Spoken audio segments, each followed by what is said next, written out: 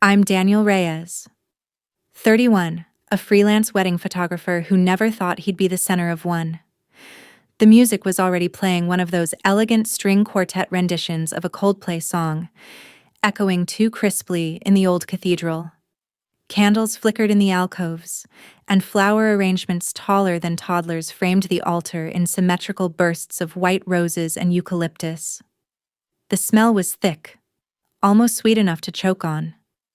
I stood at the side of the sanctuary, just beside the front pews. Not hidden, but not acknowledged either. My tie was slightly crooked.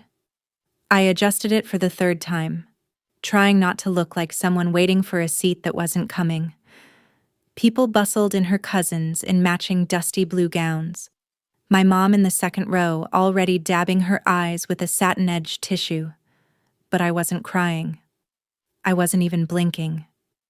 I was staring at the podium they were rolling toward the center of the aisle, and the man walking toward it with a confident, toothpaste commercial grin. My stepbrother, Nate.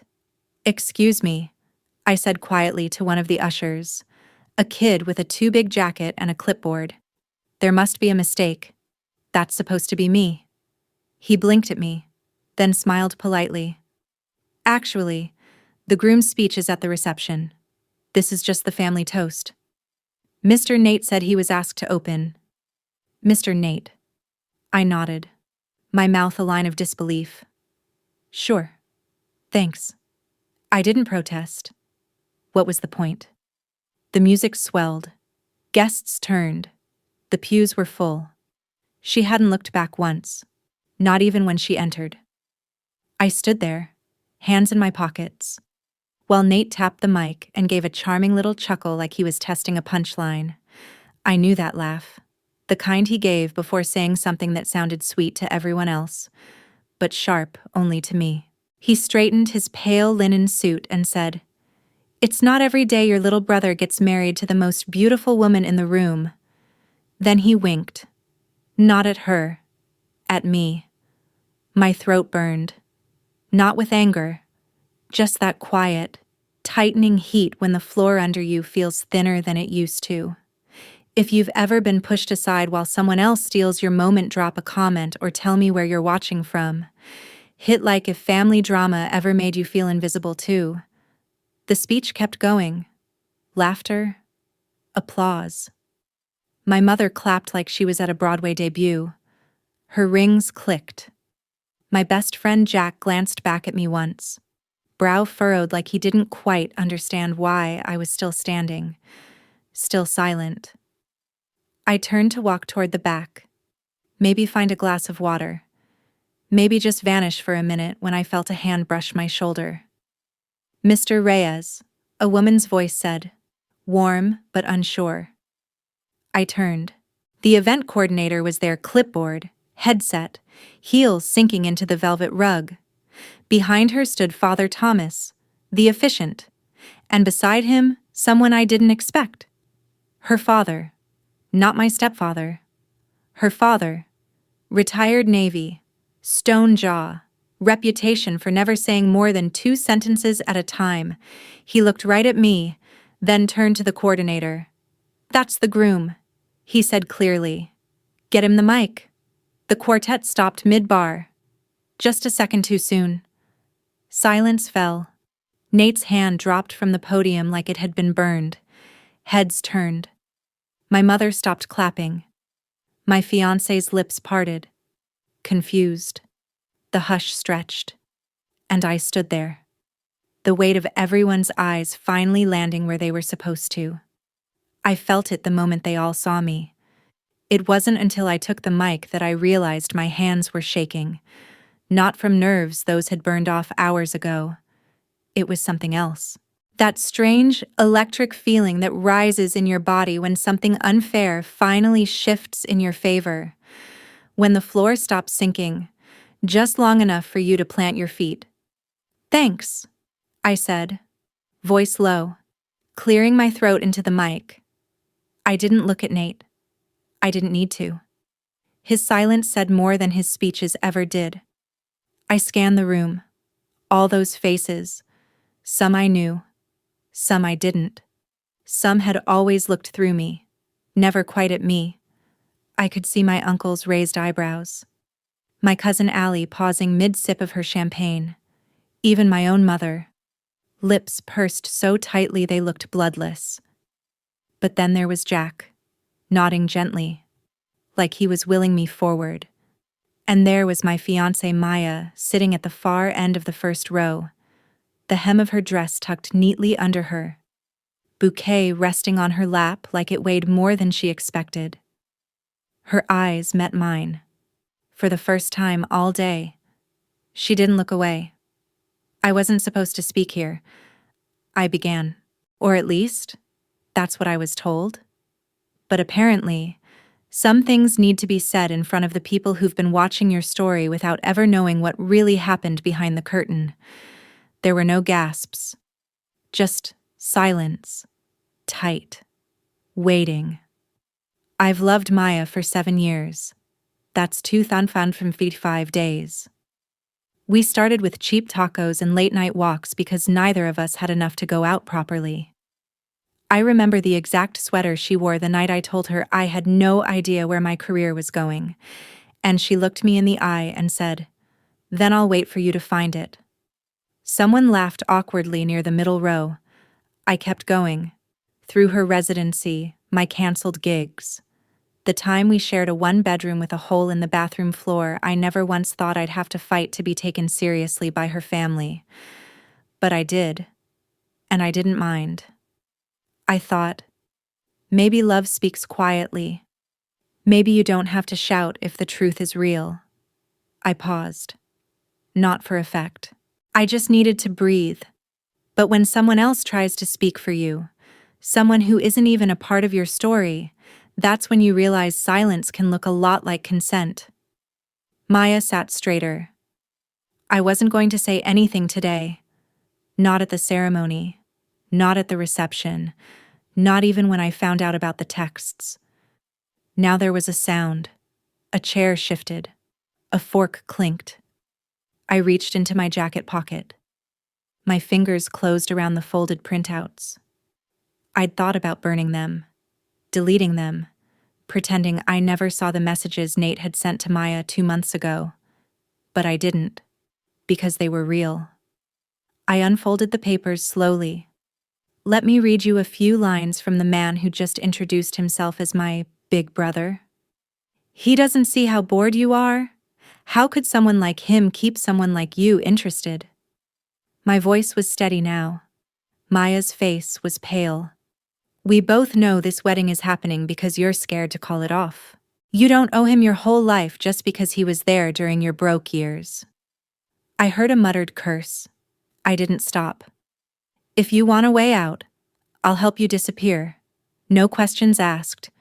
Just say the word. And I'll be the guy who actually listens to you. Someone stood up in the back. A relative. Maybe. One of Nate's friends. I didn't care.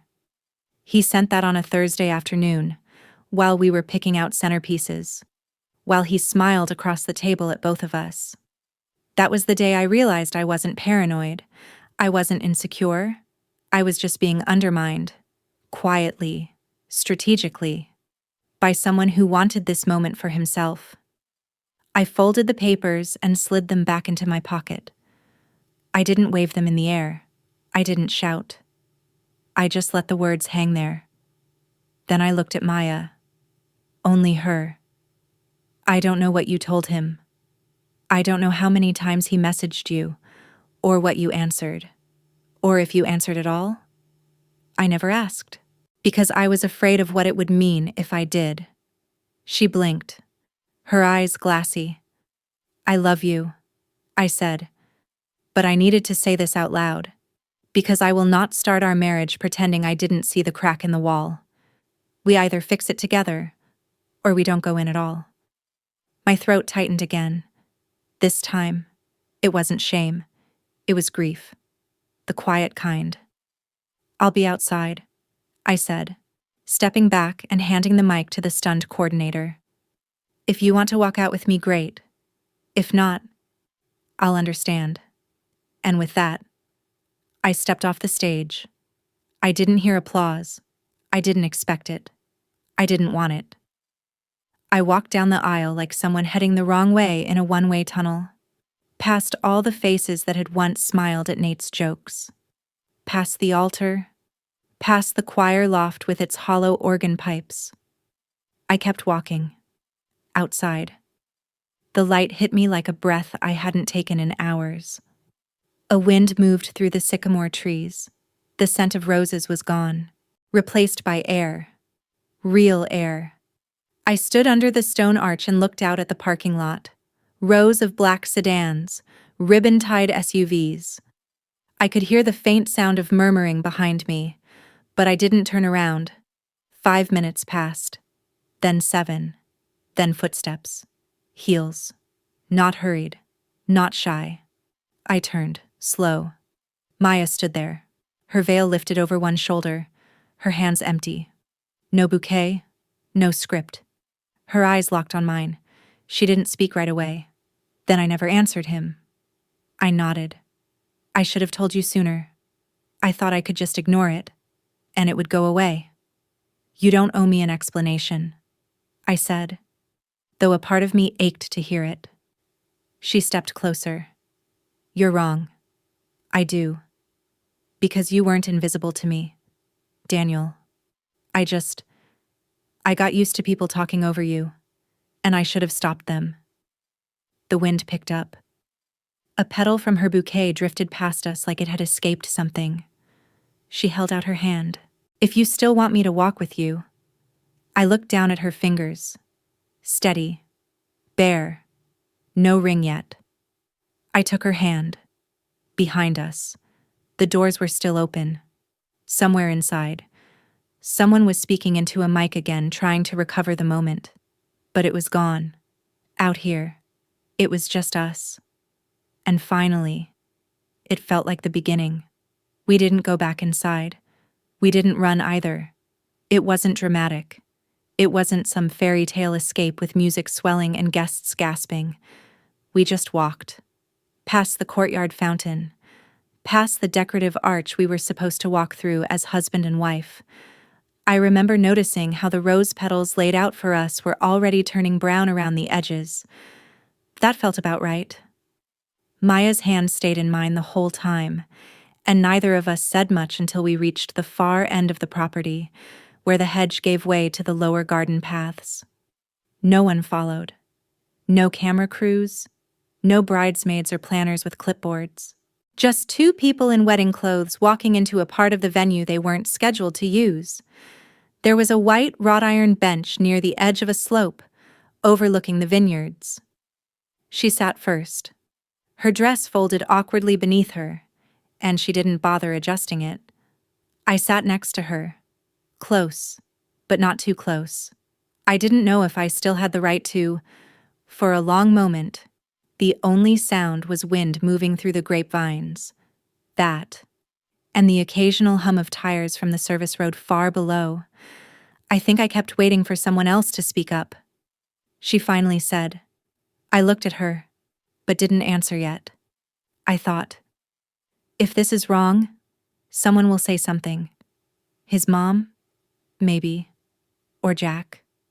Or even Nate's girlfriend. But no one did.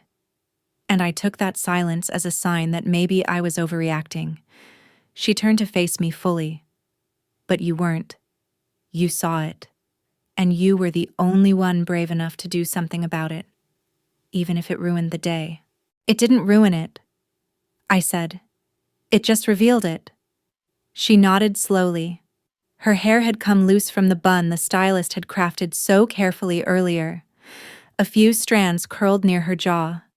She didn't brush them away. Do you want to get married today? I asked her. Not in there, not on a schedule. Just us. She looked surprised. You still want to? I thought about it. Not for long. I want to marry you. I don't want to pretend. I don't want to make toasts next to someone who tried to erase me. But you, yeah. I still want that. She let out a breath. It wasn't a sigh. It was something quieter. I know a place. she said suddenly. It's not fancy, but it's real. We didn't even go back for our things. Not the programs. Not the seating chart. Not even the cake my mother insisted had to be lemon. Jack brought my car around. He must have figured it out from a distance. He didn't say much either. Just handed me the keys and slapped my shoulder once. Good move, he said. Finally. We drove to the place Maya remembered, a small park 2 blocks from her childhood home, with a gazebo no one really used except for the occasional teenage couple or dog walker. It was nearly empty when we got there. A woman with a stroller passed us on the path and smiled without recognition. The rest of the park was still. Maya walked barefoot through the grass, her shoes in her hand. I followed behind her. I was still in my dress shoes, but I didn't care if they got ruined. The grass was damp. The light had that early evening softness to it, gold turning blue. Inside the gazebo, we stood facing each other. I used to come here when I was a teenager, she said. When I was mad at my parents. When I didn't want to cry in the house. I nodded. I get that. She looked up. There's no minister, no paperwork. There's us. She smiled, and for the first time that day, it felt like joy, not obligation. We didn't recite vows. We didn't swap rings. We didn't even kiss right away. We just stood there and said things the way we'd always said them, in our own language. Maya promised never to take silence for safety again. I promised to speak up even when my voice shook. After that, we sat on the gazebo steps. Her dress spilled out like a blanket between us. We watched the sky darken. It was only then that I checked my phone. 6 missed calls. 3 from Nate. 1 from my mom. 2 from an unknown number I guessed belonged to the planner. There was also a text from Nate. You think this makes you some kind of hero. You just humiliated the entire family for a moment of attention. Grow up. I didn't reply. I didn't delete it either. I just let it sit there, like static in the corner of the screen. There was another text. This one from Maya's father. Thank you for protecting her. I showed her the message. Her eyes welled up. And this time, I reached for her hand again. She didn't let go. Later, we walked back to the car, and I drove us to a diner just off the freeway, still in full wedding attire. We must have looked insane, like we'd just run from prom and crashed into real life. The waitress didn't even blink. She brought us grilled cheese sandwiches and strawberry milkshakes and didn't ask a single question. Across the booth, Maya held her glass with both hands. Her lipstick was fading, and her lashes looked a little clumped. I thought she'd never looked more beautiful. I was afraid for a long time, she admitted. Not of marrying you, of marrying into your silence, of watching you keep your head down forever. I think I was afraid of becoming my father. I said. He let people steamroll him. All the time. My mom, her new husband, Nate. And I told myself I wasn't like him because I didn't fight. I let things pass. I stayed calm. And then today happened. She tilted her head. So what now? I smiled. Now we live in a world where I finally said something. She reached across the table and tapped the center of my palm, and I chose the man who did. We stayed there until almost midnight. The diner was nearly empty. Outside, the streetlights buzzed in that soft, electric way that makes everything feel a little surreal. I didn't know if we'd go back to the wedding venue tomorrow. I didn't know what my mom would say, or if Nate would ever try to apologize. I didn't care, because something had shifted. We hadn't run away. We had stepped out. And for the first time in a long time, I wasn't in the shadows of my own life. We paid the check. She tucked the receipt into her purse like a keepsake. Back in the car, she curled into the passenger seat, resting her head against the window. I reached over, brushed a strand of hair from her face. She looked at me, eyes tired but steady. Still want to do forever, she asked. Yeah, I whispered. But on our terms. She nodded, closed her eyes. I started the car, the headlights catching the mist in the air, and we drove quietly, together into the night. The next morning, the silence in our apartment was gentler than I expected.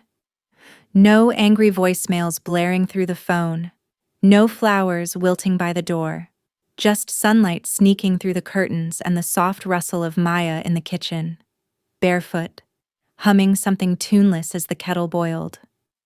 I stayed in bed a few extra minutes, letting the quiet settle inside me like something earned.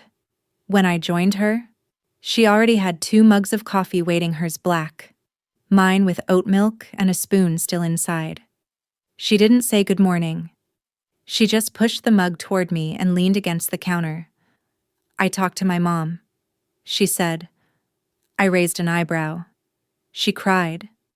Then she asked if we were still legally married. Then she said she was proud of me. In that order. I let out a breath that almost passed for a laugh. Sounds about right. She also said Nate stormed out of the reception halfway through the chicken course. I wish I could say I was surprised. Maya looked down at her coffee. He told everyone you hacked his phone, that the texts were fake. I didn't flinch. They weren't. I know. She looked up then, eyes clear. And so does she. So do most people. Nobody believed him. Not really. I nodded, sipping slowly. I don't need them to believe me. Just not to rewrite the story. The kettle clicked off behind her. She didn't move. I think we should go see your mom, she said finally. Soon. Before she builds her own version of events. I hesitated. That wasn't a conversation I wanted to have. But Maya was right. If I didn't speak now, she'd do what she always did, frame the memory in a way that made her comfortable. Erase the ugly parts. Smooth over the discomfort with phrases like, you know Nate means well, or, let's not dwell on the negative. That couldn't happen again. We got dressed slowly, not for battle, just for clarity. I wore a button-down shirt, the one Maya said made me look like a responsible adult who also knows about vinyl records. She wore jeans and a white sweater, her hair up in a loose clip. Nothing bridal, nothing performative. We drove across town, past the venue, past the diner, past all the places that had suddenly been stitched into our story whether we liked it or not. My mother's house hadn't changed since I was 17. Same white pillars, same overly trimmed hedges, same little statue of St. Francis near the walkway. She opened the door before we knocked, probably had been watching from the front window. Daniel, she said, her voice already lined with emotion. You look tired. Good to see you too. Mom. She stepped back, letting us in. Maya offered a small smile, and my mother hugged her lightly, like someone handling delicate china. We sat in the living room. Everything smelled like lavender and lemon cleaner. My stepfather wasn't home, golf. Maybe, or avoiding the conversation. There was a long pause before anyone said anything, the kind of silence that accumulates like dust. I want to say something before you start, I said, setting my coffee on the coaster with care. My mother folded her hands in her lap. Of course. I know what I did yesterday was uncomfortable for you. I know it wasn't how the day was supposed to go, but I'm not sorry. Her lips parted slightly, but she didn't interrupt. Nate has been crossing boundaries for years, making little comments, taking up space, undermining me when no one was watching. I let it slide because I thought I had to, because I thought keeping peace mattered more than keeping dignity.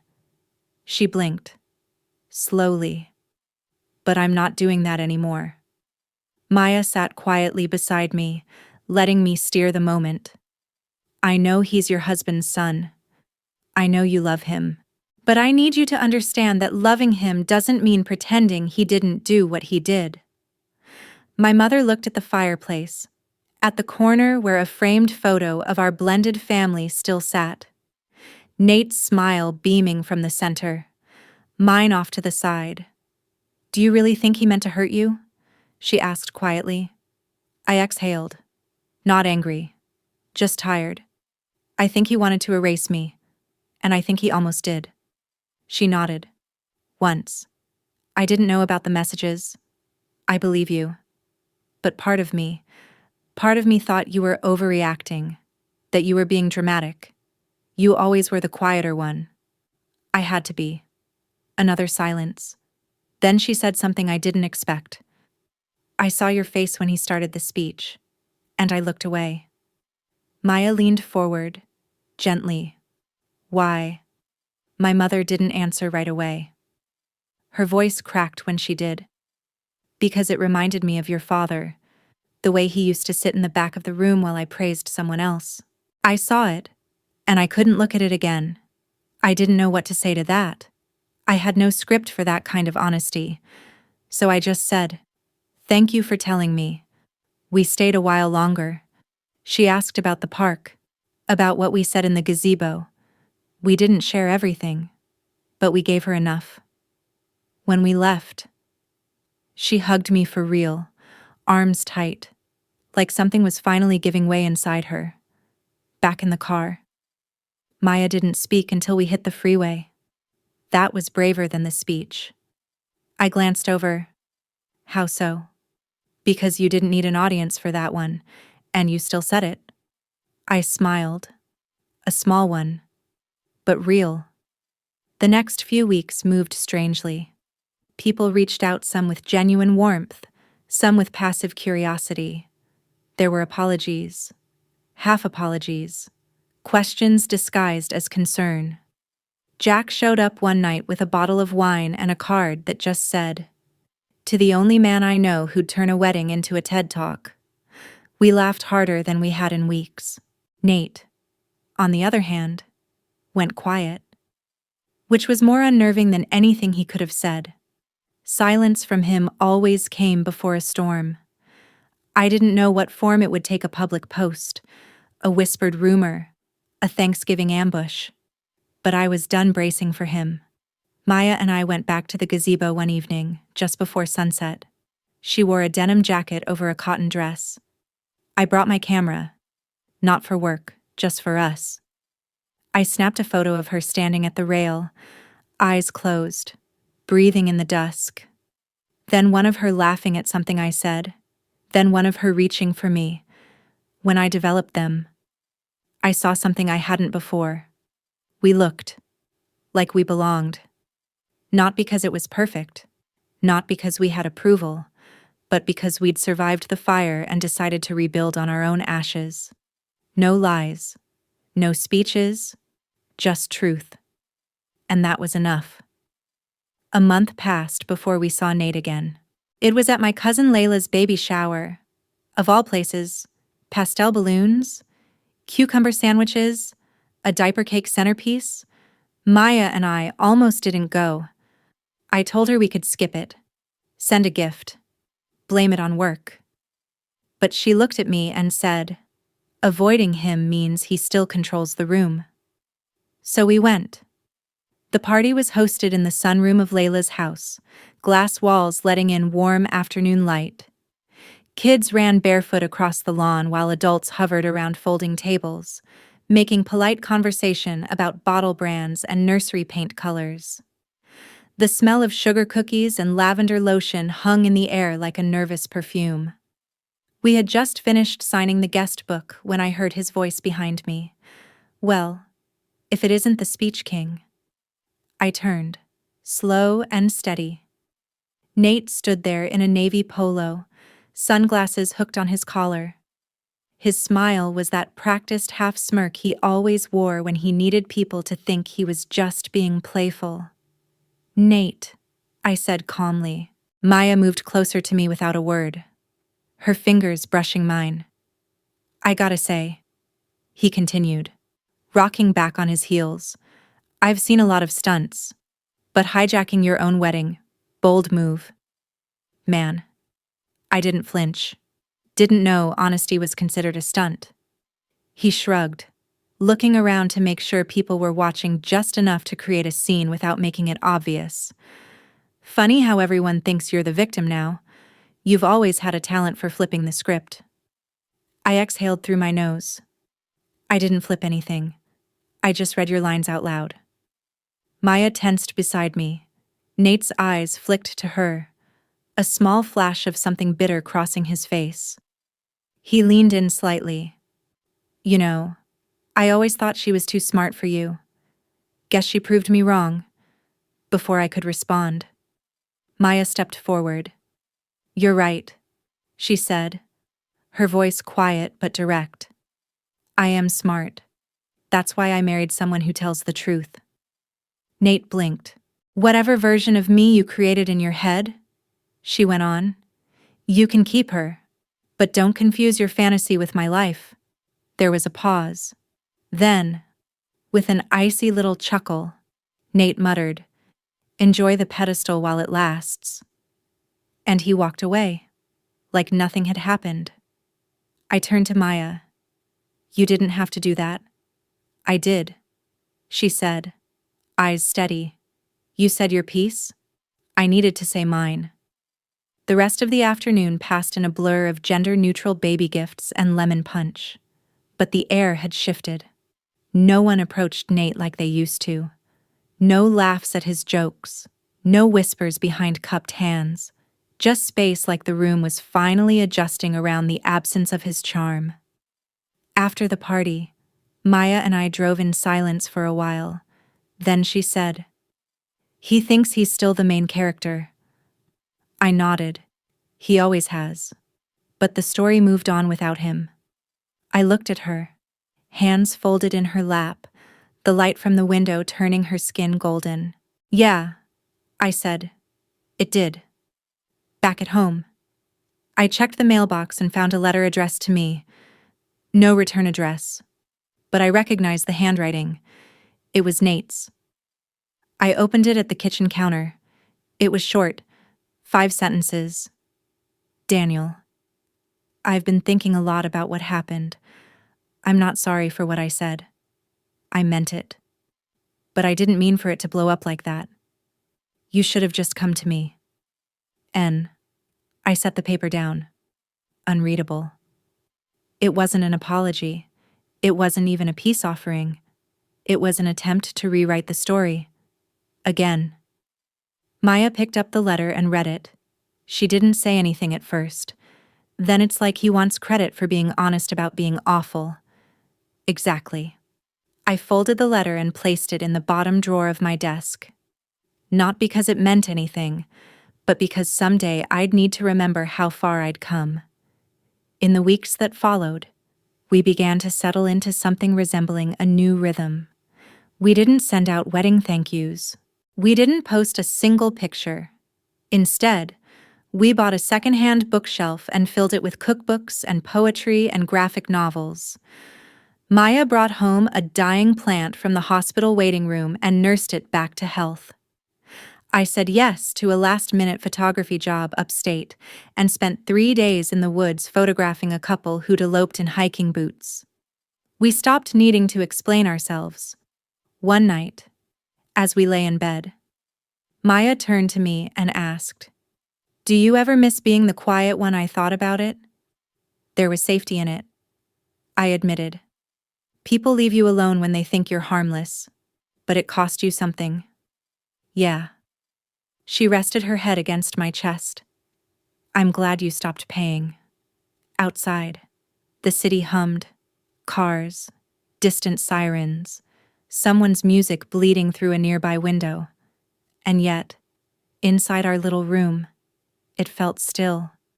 That was the new rhythm, stillness that wasn't silence, peace that wasn't performance. One Sunday, I got a call from Layla. I wanted to tell you something, she said. I hope it's okay. Sure, I said, setting down my mug. I was talking to Mom, and she said she's proud of you. She thinks you broke a cycle none of us ever named. I didn't speak right away. She said, Daniel gave us permission to stop pretending. A lump formed in my throat, not sadness, not even pride, just something old softening. Thanks for telling me. You're not invisible anymore, Layla added, even to her. After we hung up, I stood by the window for a long time, watching the light move across the buildings. For once, I didn't feel like I needed to record it. No lens, no caption. Just me and the sky shifting into something new. That evening, Maya lit a candle on the table, and we had dinner with no phones, no distractions. Just us, and the clink of forks, and the quiet space we'd made. She poured 2 glasses of wine and held hers up. To the beginning I smiled. To the truth. We clinked glasses. Outside, the streetlights came on. Inside, everything was clear. Not perfect. Not resolved. But real. And that was more than enough. Winter crept in quietly that year, frosting the edges of the city with silver and cold whispers. The wedding. The fallout. The quiet rebuilding they all felt like a lifetime ago, though it had only been a few months. The early snow dusted the sidewalks like a soft apology, covering cracks and stains with gentle white. Maya and I walked through the park near our apartment one Saturday afternoon, bundled in scarves and wool coats. Our breaths came out in little clouds that vanished before they touched the air. The gazebo, the one where we'd said our unscripted vows, was empty, its wooden beams frosted with ice. I looked at her, her cheeks flushed from the cold, eyes shining bright beneath the brim of her knit hat. "Do you ever think about how much this all changed?" I asked. She shrugged, picking at a loose thread on her glove. "All the time," she said, "but not in the way I expected." "How so?" She smiled. Faint, but genuine. "I thought it would tear us apart, but instead, it's made me want to build something stronger." I nodded, feeling the warmth of her hand in mine. Later that week, I got a text from my mother. It was short, almost clipped. "Daniel, I'd like to talk. Can we meet Mom?" It wasn't a question, but it wasn't a demand either. I called her that evening, and we agreed to meet at a quiet cafe halfway between her house and ours. When I arrived, she was already there, nursing a cup of tea with lemon. Her eyes held that familiar softness, the kind that comes from finally admitting fault, even if only to oneself. "Thank you for coming," she said. "Thanks for asking." We talked for hours, unraveling threads of past misunderstandings, old hurts, and unspoken regrets. She admitted how hard it had been to watch me fade into the background, how she hadn't known how to help, and how Nate's behavior had complicated everything. "I was proud of you yesterday," she said, voice thick. "Not because you embarrassed the family, but because you stood up for yourself." Her words felt like a balm on wounds I hadn't realized were still raw. "I'm trying," I said, "trying to be the man I never thought I could be." She reached across the table and squeezed my hand. "You already are." When I left the cafe, the sky was dark and speckled with stars. The city lights glimmered like distant promises. For the first time in a long time, I felt a shift inside a quiet opening where doubt used to live. At home, Maya was waiting with dinner simmering on the stove and jazz playing softly through the speakers. She looked up and smiled when I walked in. "How was it better than I thought?" We ate in comfortable silence, the kind that doesn't need filling. The next morning, I woke to the sound of my phone buzzing. It was a message from Nate. "Can we talk, Nate?" My heart skipped. For a moment, I debated ignoring it, but I didn't. I called him. "Daniel," he said, voice guarded. "Nate." There was a long pause. "I want to apologize," he said finally, "for everything. The texts, the speech, the way I acted. I was jealous. Stupid. I didn't know how to be anything else. I listened. I was wrong. It was simple, unadorned, true. I'm glad you said that. We spoke for a while longer, the conversation cautious but honest. I told him about the letter, about Maya, about the quiet things I'd never said aloud before. He said he wanted to start over, not as brothers who fought, but as family who tried. I wasn't sure if I believed him, but I was willing to see, over the next few weeks. Nate made small gestures checking in, offering to help with some of the wedding stuff we'd left behind, even inviting us to his birthday party. It was awkward at first, but gradually, the tension eased. Maya and I attended the party, stepping into a room filled with familiar faces and tentative smiles. Nate greeted us with an awkward hug and no smart remarks.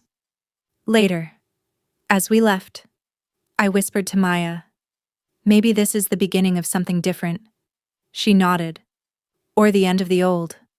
Life settled into new rhythms. We found joy in small moments, a lazy Sunday brunch, a shared book, the way the light hit the apartment in the late afternoon. One night, we danced in the living room to an old record, the needle crackling softly. Maya laughed when I missed a step. "You're terrible," she teased. "I'm learning," I said, spinning her gently. She rested her head on my shoulder. "Thank you for fighting for us." I kissed the top of her head. "Thank you for standing beside me." As winter thawed into spring, I realized that the story we were writing wasn't about perfect moments or grand speeches. It was about truth, about resilience, about the messy, beautiful work of becoming seen. And that felt like everything. Spring was coming, but the city was still wrapped in a gray drizzle that soaked through coats and settled deep into bones. I found myself walking the streets more often, letting the rain mask the steady beat of thoughts I couldn't shake. Maya's hand in mine was the only steady thing, a small tether pulling me from the edges. We had begun to talk about the future, not the distant, perfect picture, but the one painted in small strokes where we might live, what jobs we might take, the rituals we'd create. It was raw and real, full of questions without answers. But it was ours. One evening, after dinner, Maya pulled out a small box from her bag. It wasn't a ring box, at least not yet, but a simple velvet container, worn at the edges. "I want you to have this," she said softly. Inside was a necklace, delicate, a thin chain holding a single, uncut stone. "It belonged to my grandmother," she said. "She told me it was a reminder that beauty doesn't need polish to be whole." I traced my fingers over the rough surface. It felt alive. "I want you to wear it, not as a promise, but as a symbol of what we've built." I smiled, touched in a way words couldn't capture. "I will." Weeks later, work pulled me away for a shoot in the countryside, a wedding unlike ours. Simple and filled with laughter. I carried my camera like a lifeline, capturing moments of joy and quiet connection. The couple's vows were heartfelt but imperfect, the kind that made you believe in love, not because it was flawless, but because it was brave. When I returned, Maya greeted me with a warm embrace and a look in her eyes that said she'd been waiting. We sat on the balcony, watching the city lights flicker to life. The necklace glinted against my skin as I reached for her hand. "Do you ever think about how much we've changed?" I asked. She nodded. "Every day." "Do you think we're stronger?" "I think we're honest. And that's better." Infinitely. That night, sleep came easily, wrapped in the comfort of knowing I was no longer invisible, that the silence I once wore like armor had finally been exchanged for something real. Then came the unexpected invitation, an envelope with my name written in careful script, embossed with the family crest. It was from my father's side, a gathering to celebrate a milestone birthday for my grandfather. Maya and I debated whether to go. Old wounds, old faces, old memories. But eventually, We decided it was time to face the past on our terms. The party was held in a grand hall with crystal chandeliers and polished floors that echoed with footsteps and laughter. I felt the weight of eyes on me as we entered, not hostile, but curious. Maya squeezed my hand, her calm a shield. As we moved through the crowd, a voice called out, "Daniel." I turned to see my uncle, smiling with open arms. "Look at you," he said, still the quiet one, but with a new kind of light. I smiled back, surprised. The night unfolded like a slow dance, stories shared, jokes told, tentative connections rebuilt. For the first time, I wasn't just the quiet son or the overshadowed stepbrother. I was myself. Late in the evening, Nate approached. His eyes met mine, unguarded. "Thanks for coming," he said. I nodded. "Thanks for inviting me." We talked briefly, the conversation stripped of old resentments. It was the start of a fragile peace. On the ride home, Maya and I talked about the night. "I think this is the closest we've come to family," she said. I agreed. Days turned to weeks, and life settled into a new pattern. We planned trips, hosted dinners, and found joy in the mundane. The necklace from Maya's grandmother became a daily presence, a reminder of strength in imperfection. One morning, I found a note slipped under our door. "To Daniel and Maya, life is messy. Love is messy. But sometimes, in the mess, we find the parts worth holding on to." An old friend, I smiled, folded the note, and placed it beside the necklace. As the seasons turned, I learned that visibility wasn't about spotlight or applause. It was about truth, courage, and the willingness to show up imperfect, raw, and real. And that was the story I wanted to live. The first warm day of spring carried a different kind of light, softer, more forgiving. It filtered through the curtains of our apartment, casting patterns that shifted with the breeze. Maya and I sat on the balcony, coffee cups steaming between us, the city waking slowly below. "I think this is the first time in a long time I've felt peace here," I said. She smiled, tracing circles on the back of my hand. "Me too." That morning, we made plans not for grand events or milestones, but small, meaningful things: a picnic in the park, a weekend road trip to the coast, an evening spent learning to cook a recipe from her childhood. Later, as I packed my camera bag for another assignment, Maya found the worn letter Nate had sent months ago, the one I'd tucked away in my desk drawer. She held it up. "Are you ready to let this go?" I hesitated, then nodded. Together, we burned it in the backyard fire pit, watching the smoke curl upward until the last edge turned to ash. It felt like releasing more than just paper. It was letting go of the weight that had anchored us to pain. Work was busy. I photographed weddings, families, couples in love, unaware of the silent battles their smiles sometimes masked. Each image reminded me why I fought to be seen, not just behind the camera, but in life.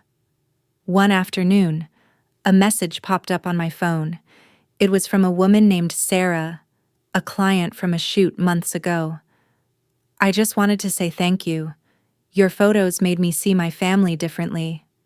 Her words echoed something I'd felt since all the chaos began: the power of truth, captured and shared.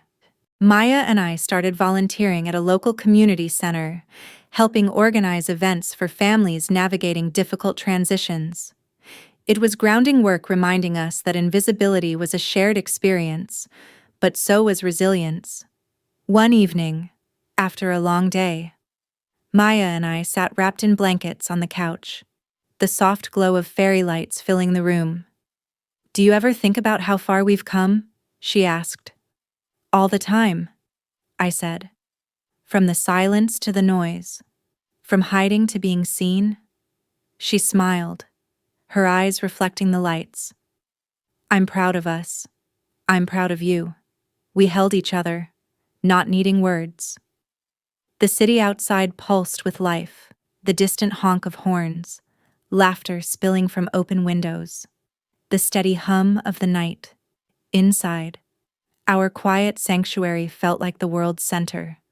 Weeks later, a package arrived. Inside was a framed photograph one I'd taken of Maya, laughing in the park. Sunlight tangled in her hair. On the back, a note. Keep seeing the beauty in the imperfect. An old friend. It was a reminder, a challenge, a promise. That night, we danced again in the living room, the record needle tracing grooves of familiar melodies. Our steps were clumsy, but our laughter was pure. As the music played, I realized that being seen wasn't about perfection or approval. It was about presence, showing up for yourself and for the people who mattered. And in that presence, we found home. Summer arrived on quiet feet, folding warmth into the city's cracks and corners. The heat shimmered on the pavement, and the evenings stretched long and golden. Maya and I found ourselves drawn outside more often, to rooftop gardens and late-night strolls through bustling streets. The world felt alive, unpredictable, and somehow less heavy. One humid evening, we decided to host a small dinner on our balcony, a mix of close friends, laughter, and mismatched chairs under strings of fairy lights. The air was thick with the scent of grilled vegetables and basil from the pots lining the railing. As the night deepened, the conversation drifted to stories of struggle and survival, the invisible battles everyone carried but rarely spoke aloud.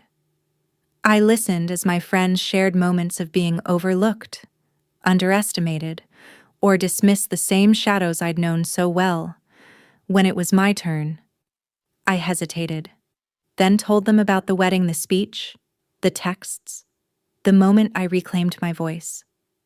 I spoke not as a victim, but as someone who had learned to stand.